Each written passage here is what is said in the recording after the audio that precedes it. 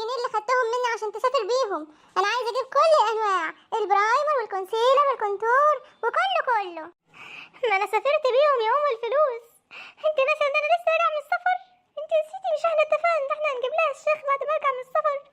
انا هجيب لك منين دلوقتي 10000 جنيه؟ انت اتلبستي ياما، انت كويسه. دي ادوات مكياج يا جاهل، ادوات مكياج يا خلفة الهباب، ادوات مكياج يا اخرة صبري واللي طلعت بيك بعد هن عشت مع ابوك.